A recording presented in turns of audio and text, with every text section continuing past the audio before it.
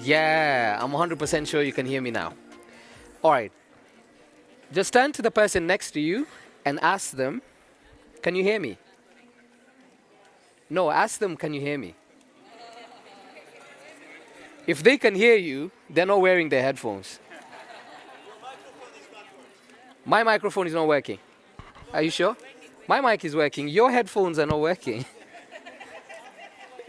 Please put your headphones on. Please, yeah. Please. You're our target audience. All right, please put your headphones on.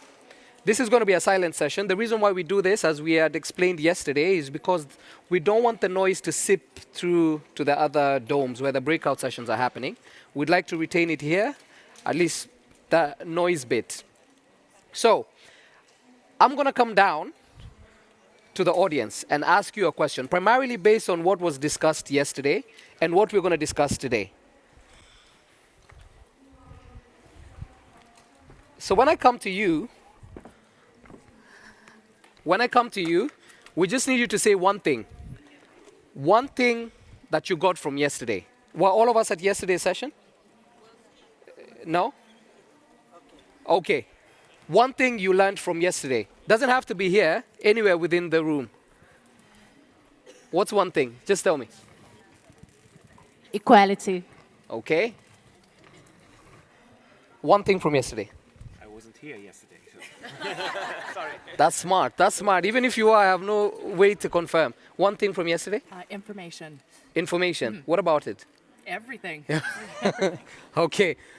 Dear panelists, I hope we're going to be less ambiguous than that. One last thing. I haven't been here yesterday. What about the competition? Well, the competition is skills can change lives. I think that's a good. Skills can change lives. Okay, let me ask a question. Since we're going to discuss about the future of work, who can tell me one role or job that is currently in existence that might not be in existence 5 years from now?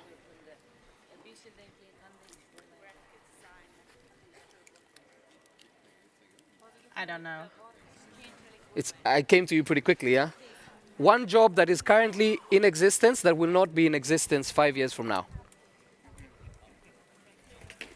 It can be the manual applications.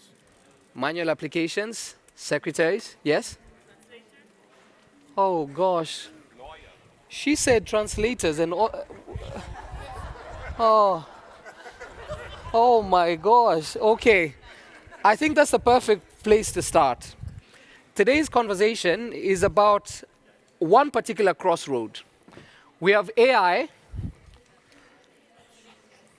that is currently what we're going to discuss now, but at a very specific crossroad. The future of work and education as it stands, right? The people on the panel today are, I think, some of the best voices around the world to guide us through this. We have, right next to me, we have Shweta Ratanpura, who's a WorldSkills Champion Trust representative for Asia. Please, round of applause. Mike Haley, Senior Vice President of Research at Autodesk USA. Mike, thank you very much. Mirek Pospisil, Head of Public Policy and Government Affairs at LinkedIn here in France. Oliver Nies, Head of Digital Business and Board Member at Festo Didactic. Thank you very much. And of course, Thomas Christenobel, Director of Education and Research at Microsoft France. Right. So, we have a lot to unpack. As we start, we'll do it a bit differently. To the members in the audience, please take a look at these stats that are going to show up on the screen, and then we'll just chat a bit about it as we kickstart the session. Towards the tail end, we hope to have enough time for all of you to ask questions. So, as always, as we continue, please write your questions down. AI and big data are the number 3 priority in company training and upskilling strategies between now and 2027, right? Number 3 priority. And for companies with more than 50,000 employees, AI and big data is the number 1 priority. Number 1 priority. So All this data is courtesy of the World Economic Forum Future of Jobs report that was released last year, 2023.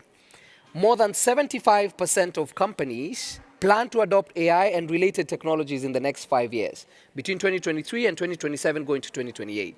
So 3 in every 4 big companies.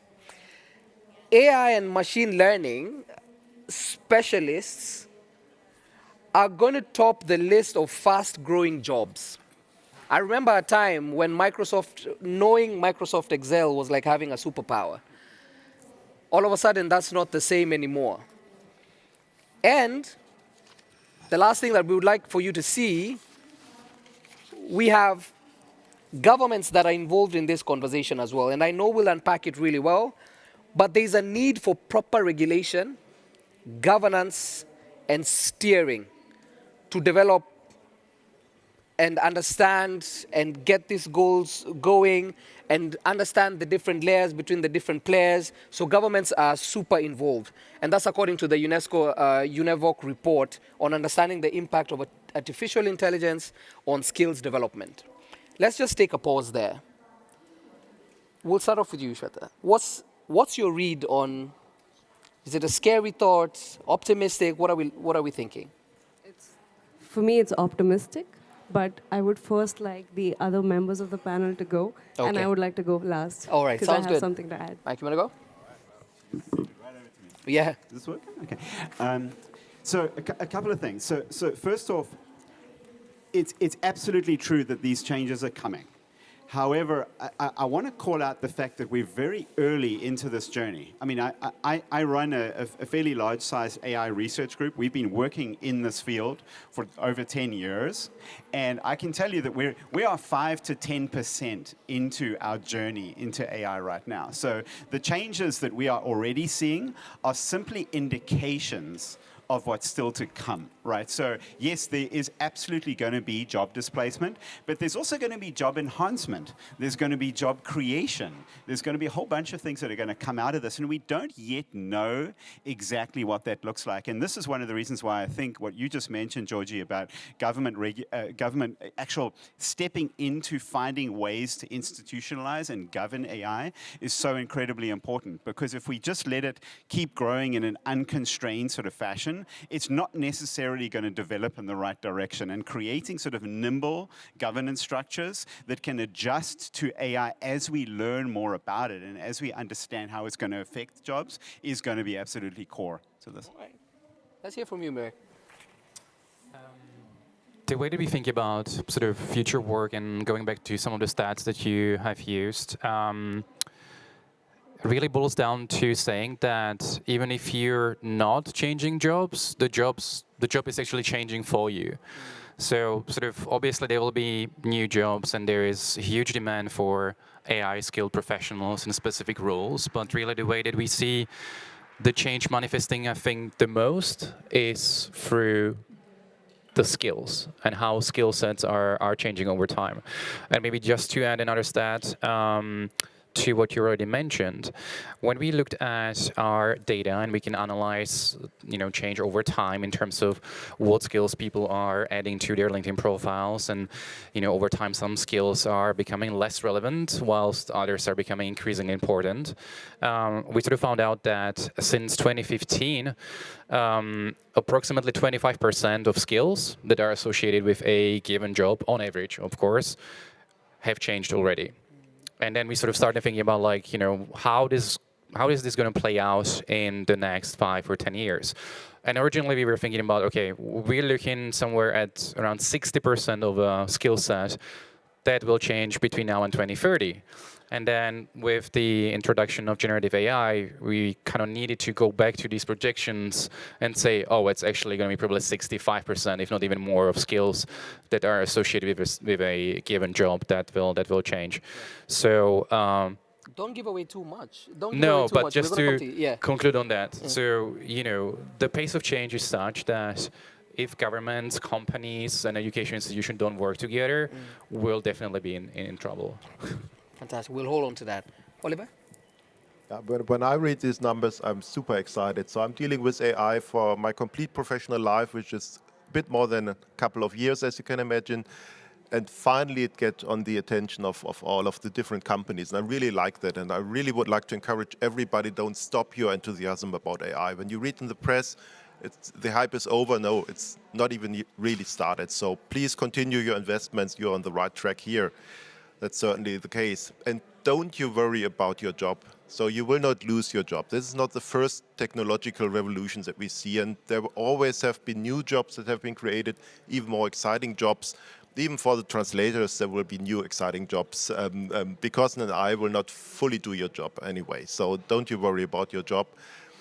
And I would also like to add that these numbers that I've seen, they are super consistent also what we see in the education market on one end. So we see a high demand of AI as a learning content that we need to add to our learning solutions, also technical learning solutions. But also it's consistent to what I see in our own company. So we are a production company, basically, and we are below 50,000 employees. We are only 20,000 employees, but we are investing heavily into our employees to enhance with new skills on AI. Extremely modest, only 20,000. Yeah. All right. Let's wrap up with you. Yes, so it's just the beginning, agree.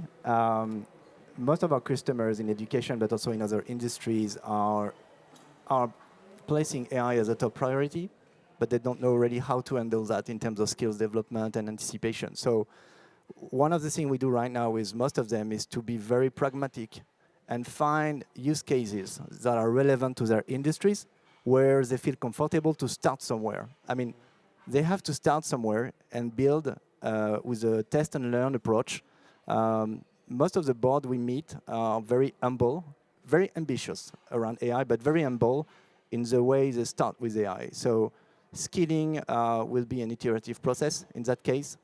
It's going to be super interesting to see use cases, especially in education, not for learning, but also for teaching. I mean, teachers will have a key role in education. So we'll talk about that, but super enthusiastic and optimistic about all these changes. Fantastic. Shweta, we've heard everyone now. We heard from some of the biggest leaders in the industry, and we saw numbers from the industry. But what I wanted to add at the end is we should be seeing these numbers from schools, from training centers, from universities. What are they doing? What measures are they taking to meet the demands in the industry? Because obviously, Oliver and Thomas mentioned about investing in learning and at the company level, but we need to be reaching them young in schools at a very early level so that they're prepared for the future.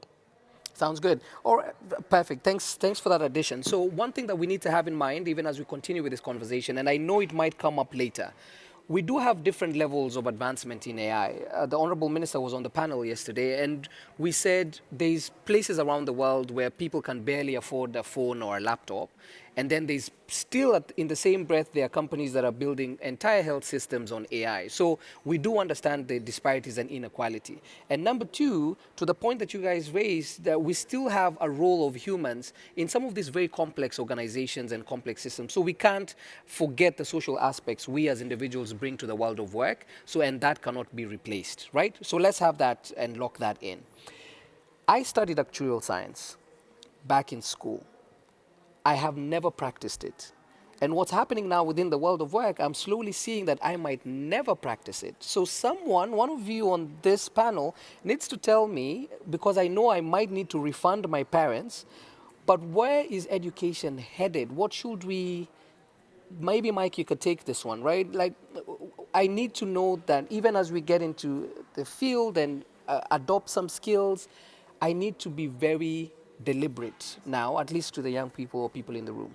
Yeah. No, totally, Georgie. Look, the world is becoming a place of constant change. That's the reality. And like you said, the traditional education system of doing 4 years and then coming out and expecting to spend the rest of your career doing that is truly over, I really believe. I believe it's already over. I just don't think it's evenly distributed everywhere yet. So what happens in this world is it changes the onus of where you get your education. So there's two things I think about here. The first is that AI is going to fundamentally change the nature of the tools we use in the world, especially the digital tools, right? And this is going to bring about two things. Firstly, there's this idea that you can actually learn while using the tool. So, you know, again, your 4 years of actuarial science, it wasn't expected that on day one of arriving there, you can do actuarial science. It's on day whatever, 4 years down that you start doing that, which is kind of crazy in a world that's moving fast. You cannot have that. So the idea that software can actually sort of scaffold you, it can actually provide you learning throughout your journey. Something we see with our Autodesk software is our customers come in and they've got these really complicated pieces of software that they then also spend months and months and months learning. And in that time, they're often not particularly productive. But now what's happening with this new technology is even from day one, when you start using the tool, even if you, let's say you're doing animation, you're doing movie animation, right? If you come in and use the movie animation software, from day one it understands what level you're at. So it's going to start providing you scaffolding so that you're actually creative and actually doing real work from day one while you're learning. And I mean, I think we probably all know that. One of the best ways to often learn is to actually be doing the work at the same time. But you need that support, right? This, you know, that sort of assistant to your side. So I think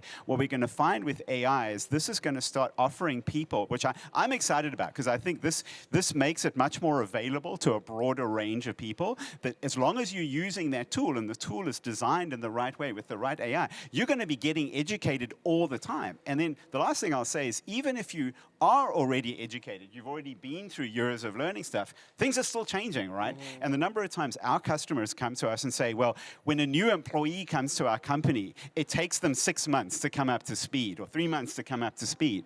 That's also crazy. In a world of agility, you should be able to come into a new company and actually hit the ground running in this world, but be learning at the same time. So I think the same principle also applies to continual learning throughout your career. Right. So, Oliver, let's come to you. I know people use digital working online and artificial intelligence almost interchangeably, even though they're very different and very similar in a lot of aspects. For example, a few years ago, maybe 3-4 years ago, we used to say that the future of jobs is within data specialists, right? Data analysts will make the most money. But now you have a tech reviewer who makes $1 million a month, right? So, and then an analyst still needs, you know, to learn a set of skills. And so things have changed, right? The immediacy of things have also changed. So speak to us about AI, the future of work, and realities on ground. Yeah, I would like, before I come to your question, I desperately need to do a comment on Sweta's start young, because I couldn't agree more. So what we've started just locally in the Stuttgart area in Germany is exactly a certification program for the vocational schools around to teach them on AI. And it was really, really interesting to see, because everybody was excited, all of the students, but they don't have the education for it, to be honest, because we approached them with the mathematical models behind, and they really struggled hard. But finally, all made beautiful projects. So I've attended lots of these project presentations in the end. So I couldn't agree more. And at least we started with some small activities here. Coming back to your question, Georgie. I also would like to first say, in the beginning, in my initial statement, I said that AI is yet another technology that changes the world, like we have seen in the Industrial Revolution many times before. But it's of course not completely true, because technology, or many people believe that technology is always right. So if you think of a traffic light, you believe, okay, it's red, so I don't cross the street in most parts of the world, at least. But at least you know what the red sign means, and that it's always consistent. And that's different with AI, because AI is a lot probabilistic. It's about reasoning. It's more human, if you will, than typical technologies. And so we need to engage people more and more to understand really what AI is in the end, and also where the limits are, right? To be critical with the technology, to really, especially if we talk about generative AI. We need to deal with hallucinations, and then we need to take care of that as well, so that you can interpret the results correctly, right? And coming to your job question, well, not everybody needs to be a data scientist and computer scientist, even though it's a nice job profession, I can tell you. But it's not for everybody. We don't need that many people. But we need people with a profound understanding of what AI is and also where the limits are, yeah, to be critical with the technology. Right. Thomas, just finalize this thought for us, and then we'll jump into the next bit on curriculums. Yeah. So if we think about the promise of AI, it's really about personalized learning. This is the ultimate promise and benefits we can get, especially for teachers and learners around the world. There are a vast amount of contents. You have internet connections. You have high quality contents, high quality speaker. Today, you can learn about anything at any age. I see teenagers, building apps, making, drop shipping websites, developing apps with low code, no code. It's just amazing the number of new talents we have on the market thanks to AI. So I think AI is just changing the game in giving access to anyone to new skills, new potential jobs. So of course we're deeply investing in training people on AI, but the first thing is also to learn with AI, not just to learn how AI is functioning and what is generative AI, how do you work with conversational agents. It's really about learning with AI. And it starts at schools, as you said. We have a reading coach. We have launched recently a math assistant to really train students and helping teachers to get insights on how the students are doing so they can adapt their teaching strategy. So I think the game changer is not the technology, it's really a social game changer in terms of equal access to high quality content and personalized learning. So it's all about also empowering the teachers to make sure that they can deliver, they can catch the interests of students and make them accountable and engage on their development journey. So to me, that's the top of mind challenge we should keep in mind when talking about AI. Right. Oliver? Yeah, I just wanted to piggyback on that teacher, because you mentioned it twice, and it's also a topic where we really also use generative AI in specific to support teachers in our learning systems, right, in creating content, basically. And of course, you need some mechanisms to safeguard the content creation so that there's no hallucination. But on the other hand, also teachers make mistakes, and it's not always correct content. But this is a great enhancement. And fun fact, what we found out is generative AI is specifically good in creating quizzes for the wrong answers, to be honest. Because the correct answers the teachers know, but they have little creativity in creating wrong answers in multiple choice tests, and that's where generative AI really helps. And yeah, can unburden the teacher really in the preparation time to give more time in front of the people and the students to be a coach. Right. Since we've heard about teachers, I think it's the perfect time to then talk about the education system, right? And AI and the education system. I mean, it's no secret from all the countries we're from, it's extremely tough to say that we're going to change the curriculum, to have TVETs and skills more prominent into the current existing education curriculum. But TVETs have a very crucial role to play also given that opportunity, right, or that gap. And we were speaking about it with Mirek, but we'd like to hear about it from you, Shweta. How then should education or TVET systems respond in order to be ready for this change? We don't want to change everything, but what can we? So what I wanted to add is that the youth are actually brilliant at adapting to technology, right? I think Mike also mentioned it keeps changing every year. We have new softwares coming in, and people are pretty quick at picking it up, especially the young. So I'm somebody from a generation when the phone came in. So someone 10 years older than me took a lot longer to learn how the smartphone works. But my younger brother can just, without even learning anything, can just operate it. So it's not really that we need to add a lot of things, but we need to take away some things so that we can focus on the right thing. So there are some skills that we need to focus on. Critical thinking, design systems, the foundation, the basics is something that we need to focus on. Communication is one of the biggest things, not just with people, but with machines, because the way we communicate with machines is going to change a lot with AI. And I think we've already mentioned this, but I would like to add, yes, we can automate aspects of the administration, the grading, assessment, and we can focus on data-driven policies so that I think it's already been mentioned, but this is a great way to keep adapting to the system. The next up is also personalized learning programs, because each student is different. They come from different backgrounds. So basis on the assessment, they could have learning programs that are best suited to them. So these are some of the ways that TVET systems can adapt. All right. Mirek, let's piggyback on that, because we spoke about it earlier, on not changing the entire curriculum, but kind of focusing on a few things that are necessary. And I mean, you've collected enough data to also have an informed decision on this. Yeah, absolutely. I think it's indeed critical to think about the transition that we're going through on our economies. And we mentioned multiple times already, like how quickly the change is coming, and what should be the steps that we can take to make sure that, within this context, no one is sort of left behind. And it's we mentioned equality and access a couple of times as well during this panel.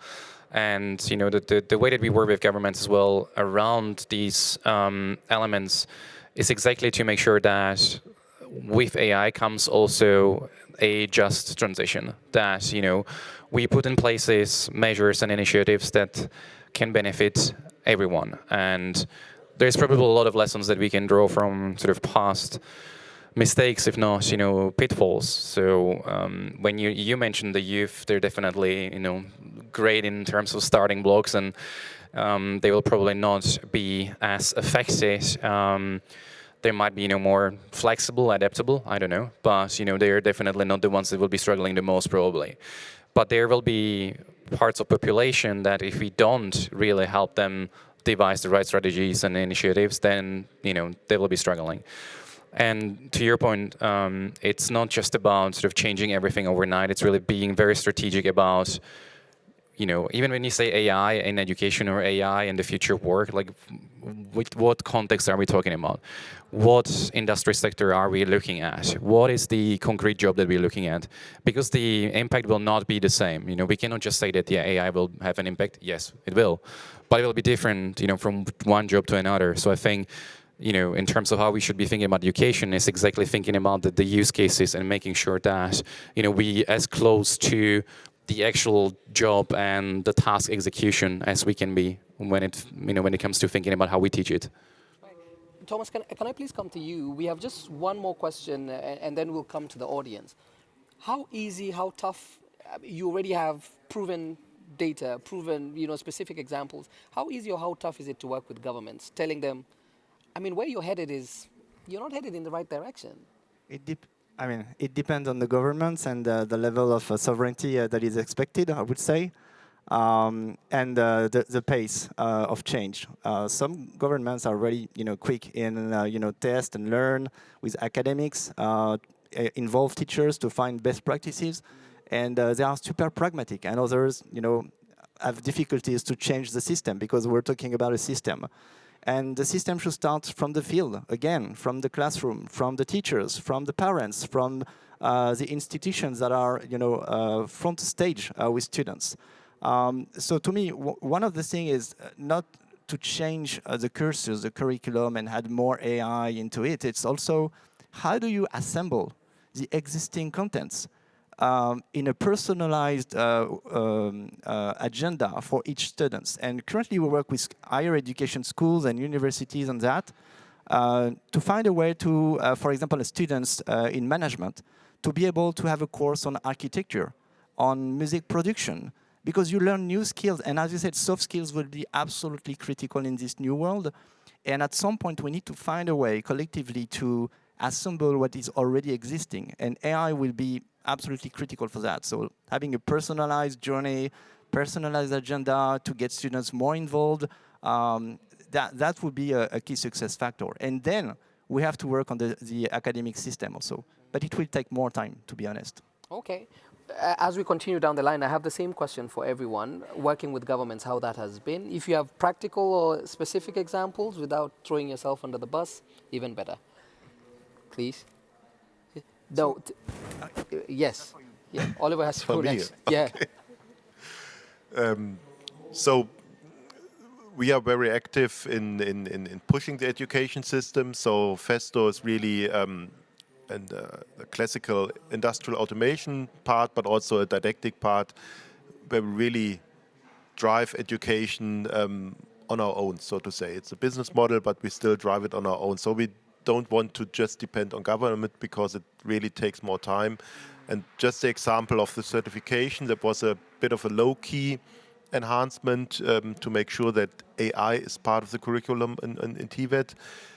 So that was a quick win. If we would go for the fully fledged new profession, it takes a decade at least. So we've done it with the mechatronics profession a couple of years ago. Took us almost 10 years to get this new profession. So currently we are trying to be a bit more agile with certifications being very specific, and in this case, governmental organizations are very supportive. Right. I think one of the things that we've seen, particularly on LinkedIn, Mirek, will come to you, is we've been discussing strategies of excellence. And excellence for a lot of pathways is a certificate, which we've now seen introduced. But just tell us maybe how that has changed the perception of what skills look like, even as we move on. Yeah. Maybe just a quick intro before I answer your question, but there is a think tank that exists within LinkedIn called the Economic Graph, and the role of the Economic Graph is basically to digitally map the global economy and look at the changes and the trends that are defining what the future work will ultimately look like. And as part of this mission, we do work with governments on a number of issues that they would bring to our attention. Obviously, the two transitions that we're really looking after today is the green and the digital one. Yeah. And by digital, obviously, it will be mostly driven by AI, but not only. And then the question arises, indeed, how do we make sure that we prepare the workforce for the jobs of today, and especially those of tomorrow, and not those of yesterday, because it seems quite often actually that we might be stuck a little bit in the past in terms of how we think about education. And one of the questions that we like to ask as well is like how necessary actually a certain certification is for that job. Is it absolutely crucial that someone has this piece of paper ultimately, or digital, for them to be good at what they do? Are they not able to accomplish the task without that certificate? And Shweta was mentioning it as well in terms of using some of the digital tools daily, or just the internet. Like, no one will ask you whether you actually have a certificate to you know how to leverage the internet for work. So that's like one of the maybe provocative questions, but that we would ask as well in terms of, okay, is it actually necessary to have this degree? And then we can have a conversation about, okay, how, or degree or certificate, and then the conversation can happen, how can this then be certified and verified, and by whom? And probably a mix of businesses, education, and state should definitely be involved in terms of being able to keep the pace that the industry especially is seeing, and the skill shortages that are appearing. All right. Mike, I see you. Yeah. Yeah, so a couple of things. So first off, to Shweta's point, the adoption rate of technology with the younger generations is so much higher. And I just think the entire cultural environment of technology adoption, they're not waiting around. They're already going out and they've been using YouTube for the last 10 years to learn things. It's already happening. So I think there's a sort of an inevitability. Yes, we can talk about how governments need to respond to this, and they will have to. But I can tell you the wave is coming, and it's being defined by the youth. They're not waiting around for a professor to say, okay, this is how it's going to be in the future. The professor is going to respond to the youth of today. So I think that's just a reality we need to accept. And I think it's a good reality. I think it's the best way for change to come about. Coming to this credentialing, so about 10 years ago, we started exploring micro-credentialing in our tools. So, and just watching the patterns of how our customers, design mechanical things, or architected buildings, or made animations, or whatever. And I mean, these are sophisticated software products that people are using for creativity. And you could see these patterns. You could see very distinct patterns, much like I'm sure a lot of the LinkedIn stuff as well. You see these patterns of how people are evolving through their careers, how they're evolving certain skills, how they compare to others.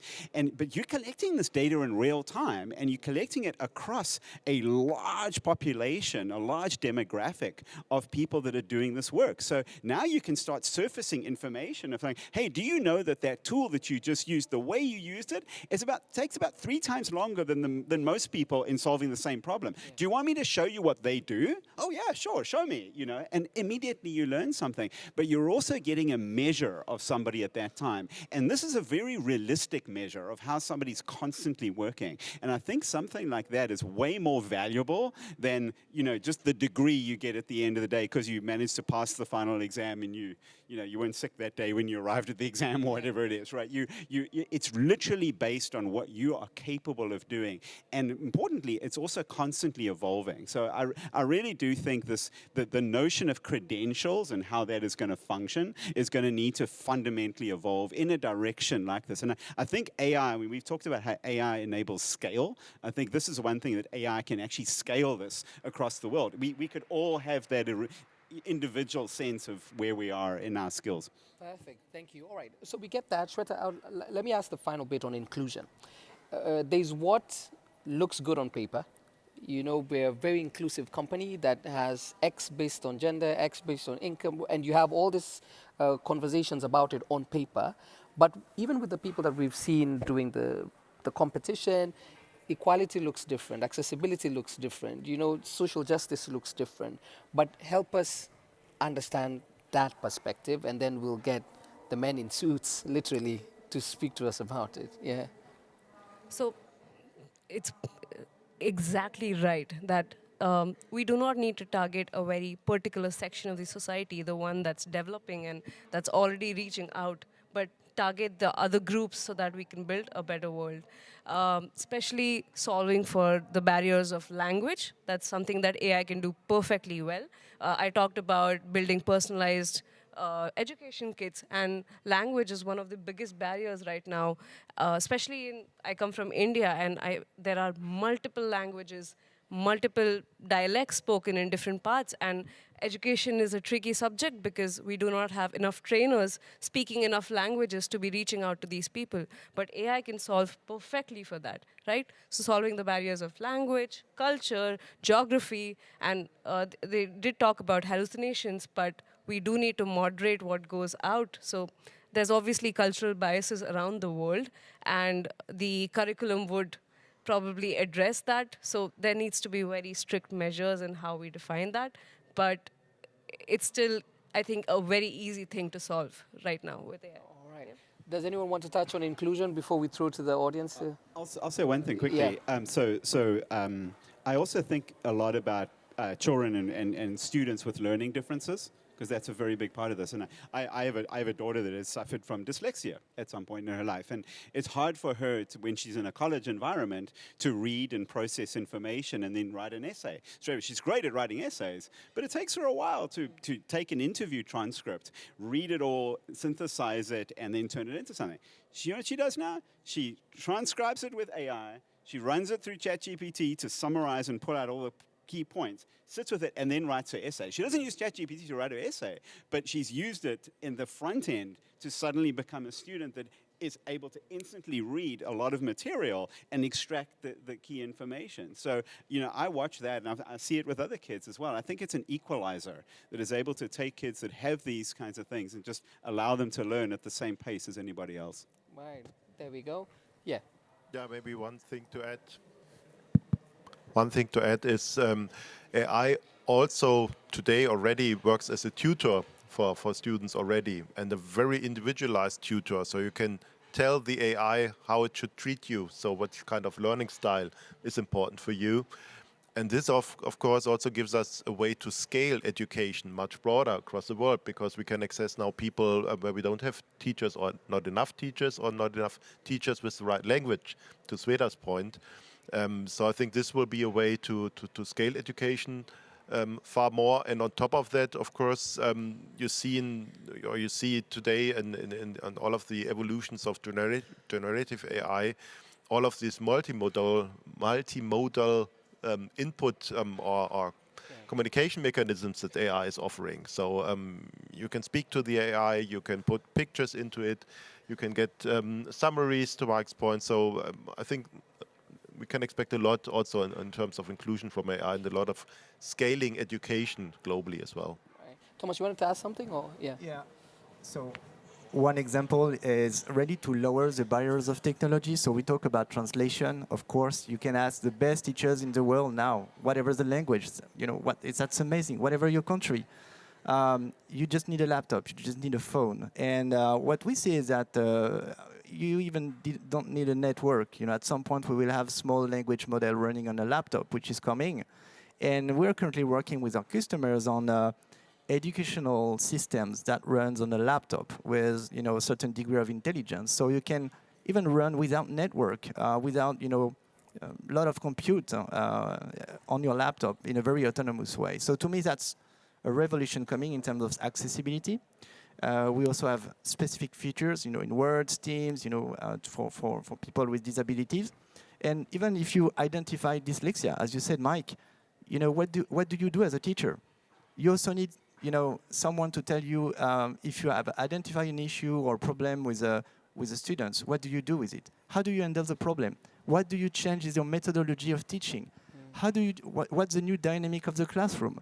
And I suspect every teacher will have a personal assistant to coach them on how to handle the methodology, not just the content. Right. So I think one of the repetitive things we're hearing through the sessions is train the trainer. Train the trainer, train the trainer. Please, let's get questions. We have one there. Please make it super short. We'll take as many as possible today. Yes? Please make it very, very short. Yeah, good morning. Morning. I'm Alejandro. I come from Chile, and I have an inclusion question because two of you talked about how you assume that technology is in our kids. But there's a lot of kids that know how to make Instagram posts or TikToks, but they don't know how to make a spreadsheet, how to manage a file, or whatever, manage any software. So how do we scale that problem in terms that this doesn't increase the gap between undeveloped or developing countries with developed countries? Okay, that's one. Let's take another one, then we'll take two.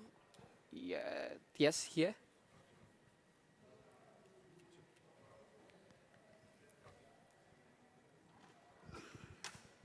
Thank you. My name is Barry Nielsen from Construction Industry Trading Board. AI is going to bring lots and lots of benefits. However, I wonder if there is a danger that knowledge becomes superficial and people know the how, but don't necessarily understand the why, because they can access a whole depth of knowledge already through AI to give them just that superficial of how to implement things rather than really understand the depth of what they're doing. Perfect. Last one. Yeah. Hello, I'm Mandotes from Brazil. In the panel yesterday afternoon, it was said that only 25% of women would benefit from digital change. How can AI affect women in the equality issue in general? Perfect. Let's take those. Who's next? Who had their hand up? Okay, let's take those three. Right. The first one on. I think that's a absolutely brilliant question. So we don't want to widen the gap between developed and developing countries. So IG post is one, but you barely know how to do a spreadsheet. Let's take that. Yeah. Let's start from the spreadsheet. How many of you use more than 5% of the features we have in Excel? Raise your hand. Okay, 4 people. So I think, facts, the innovation cycles are shorter and shorter. We have so many features now in tools. Whatever the tools, Microsoft, or even, let's take another example in music production, is CAD, So I think as personal assistant embedded in these tools will allow you to discuss, engage with the tools in a natural language, just oral or written. And that will lower the barriers and the differences between experts in these tools and the 99% of people who just use less than 5% of the features. So to me, that's a revolution. And as a personal amateur in music, I can tell you, you can, in your room, compose your music, produce your music, access to the best libraries of sounds all over the world, and you can streamline your music in a very autonomous way. And AI will enhance that capabilities. So I suspect that more people will be able to use more features from the tool, and it will increase equality between people and countries. So to me, that's the opportunity. And we have what we call Microsoft Copilot, which is an assistant in every tool we do, like Excel, Teams. Even in Teams, we have announced a Copilot to help you and guide you during a conference. So you will have a coach that will tell you, oh, you speak too much, or this person have not talked, or bring me that research to enhance the conversation we have right now in our Teams meeting. So it will be like a coach, a third-party coach to help you really manage inclusiveness, enhance the discussion and the value and the output of the meetings, make a summary of the meetings, So again, simplification will come with natural interactions. Right. Just to confirm that the future of the world still has Microsoft Excel, just to confirm. We have no plan to remove this these tools that many people love. So okay, yeah. Oliver. I'm glad to hear that. That was my question exactly, because I was one of the 5 people raising their hand. No, I just wanted to add, I had in mind also the Copilot as an answer to your question, because I think that's exactly what will help already today, that you will have easier access also in creating spreadsheets and everything. Having said that, it's of course reasonably expensive solution, so not everybody in the world, especially in developing countries, will be able to afford tools like Copilot, but for sure large language models, which are the basis of it, are also available open source, and there will be other solutions as well. But they will be not as integrated as a Copilot, but there will be solutions also that will be affordable for developing countries. But I also believe generative AI is the answer to your question here. There was a... Yeah. Do you want to go? Oh. So you spoke about creating TikTok and Instagram Reels, but not being able to create a spreadsheet. I do want to add, there's actually a lot of creativity that goes in some of these content that is created. But to create a spreadsheet, you don't really need creativity. You just need to understand the tool or the software.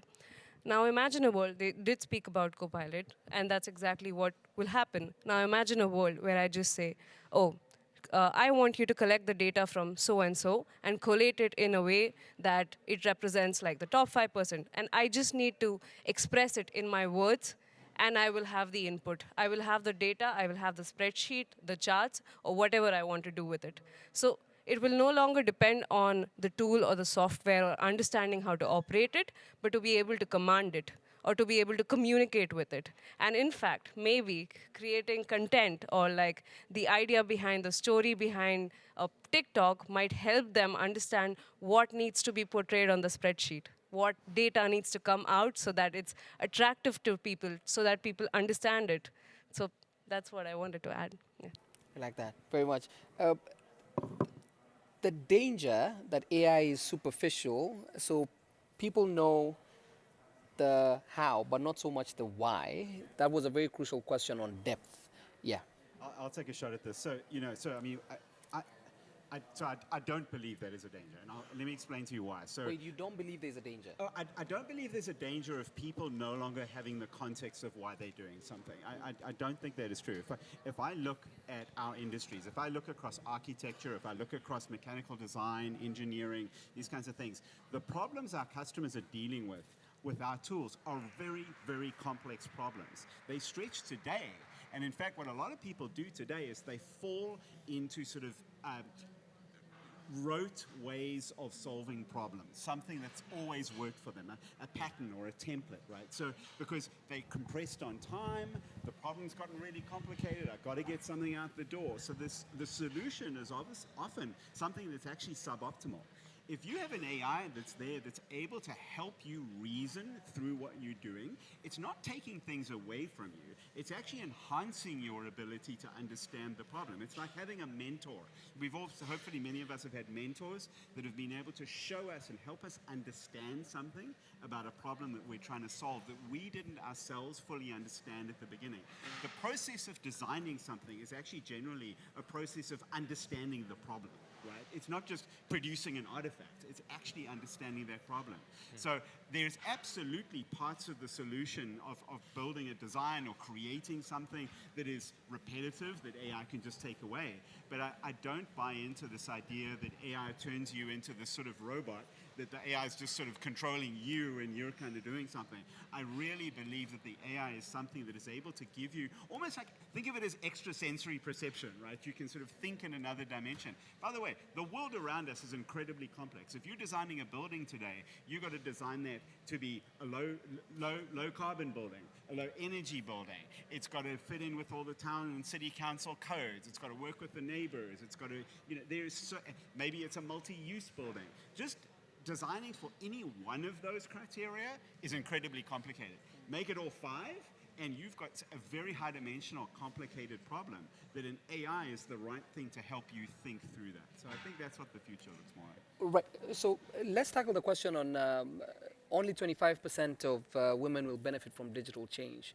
So first things first, it's not by design that we have 5 men on the panel here. We have to note, please, it's not by design, right? And we ideally would love to see a lot more representation, even on panels, not only for this one, or not only because it fits a quota, but because it's exactly what needs to happen, right? But just speak about that bit. Digital change, but women at the forefront or at the core of it. We'd really love to hear your perspective, Shweta. I think it still has to do with inclusion. It's not just in the digital movement that women are excluded, right? Like, this is a problem in general. And it's about accessibility, about providing the right opportunities and letting women just take them. So I think the others should speak more about it, definitely. Yeah, but here's my question though. I don't know whether you've gone round and seen the WorldSkills competition. There's a lot of representation, women, men, it doesn't matter. But how come when they're competing and in the different areas that they are, it looks well and good, but representation on the panel is not the same, and this is where the decisions come from. So where does it break?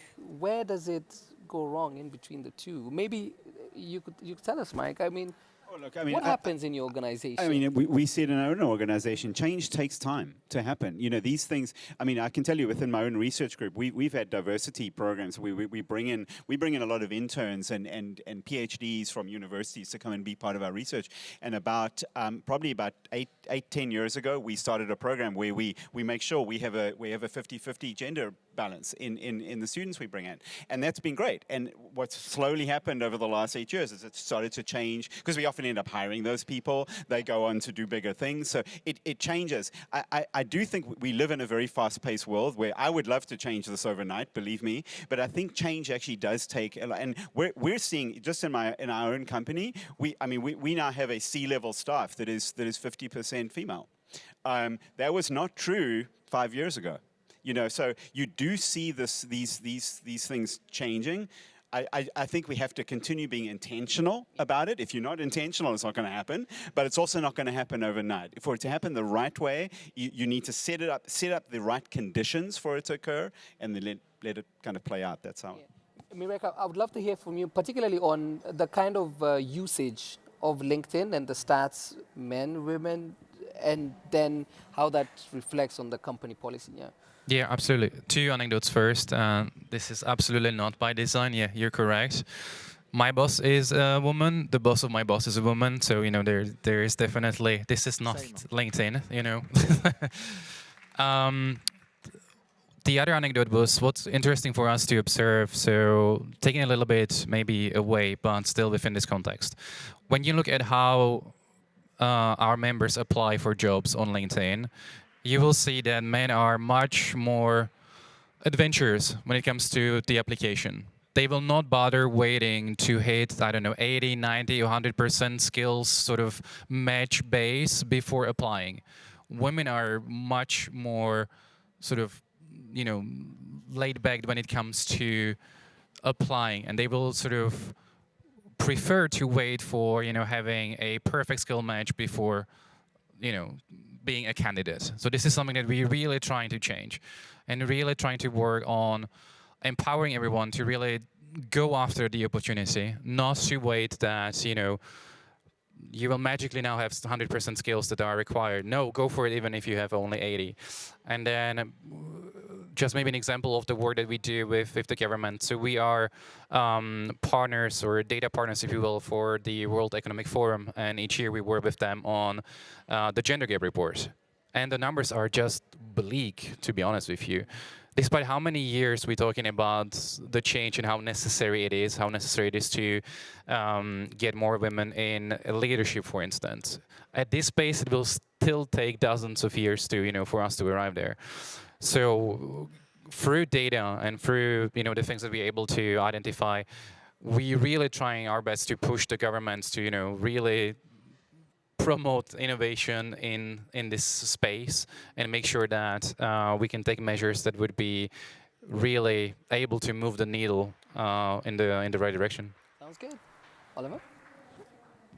Yeah, I must say, to be honest, I'm a bit surprised by this statement. So I haven't heard the statistics yesterday, but until 3 years from now, I was working in the software world for the whole of my life. And I've never experienced gender inequality, so it was always 50-50. Starting from my studies and being in the software company, and in all levels, by the way. So being a software developer up to the board, there was always equality. So I didn't experience that, but I've started to experience it when I joined an industrial manufacturing company. And at Festo, like probably many others, we see it very much because now we are in engineering, very technical topics, and we have a hard time finding, indeed, like you said, finding talent, to be honest. So we have programs to encourage women to study, to go into STEM. We even have STEM programs very early where we try to just make it more fun to work with technical issues. But it really starts with the pipeline. We're trying to fix it now from the top with the existing people, trying to encourage women to take leadership roles, trying to support them more, installing networks in the company to make it possible. But it's hard and it takes time. Couldn't agree more on that. Yeah.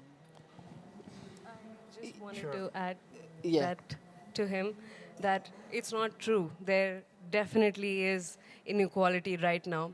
You go out to the competition arena, in the mechatronics competition, there's one girl. In the mobile robotics competition, there's one girl.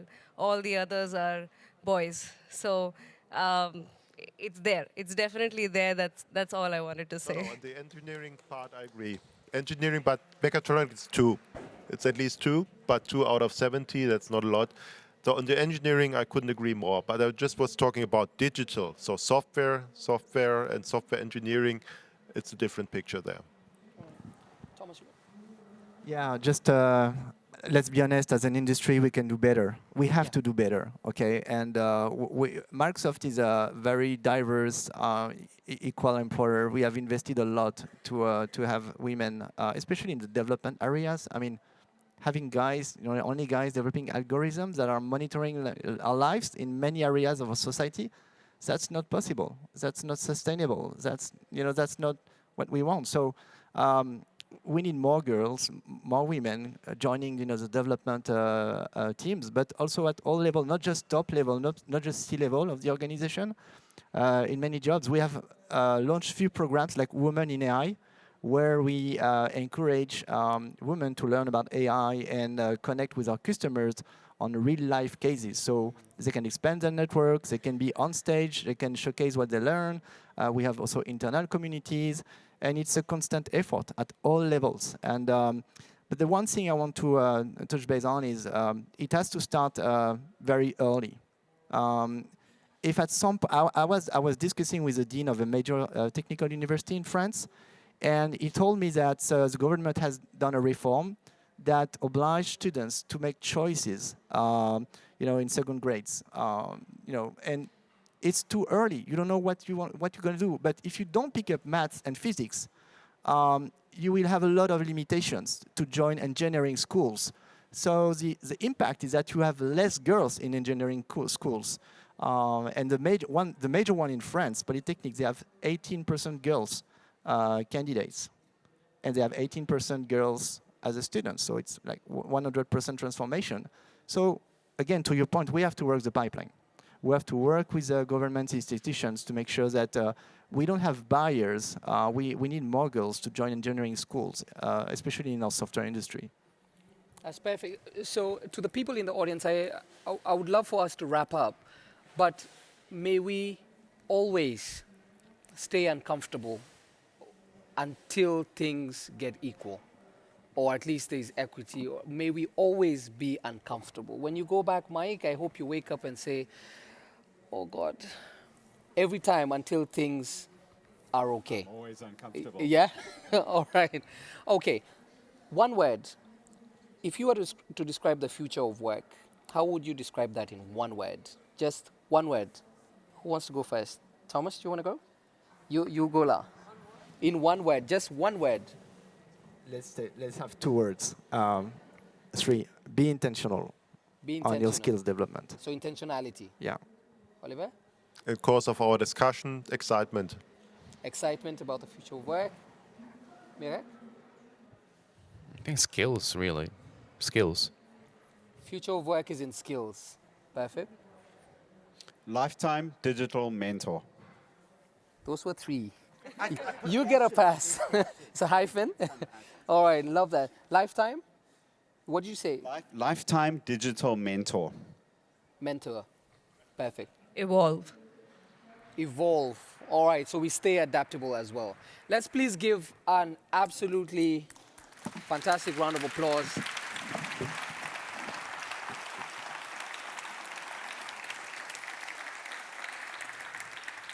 So we'll put a pause there. Of course, we always say most of the time these conversations cannot solve an entire thing in one panel discussion. It's unfair because a lot of things are very inherent and it's systems. We need more systemic shift.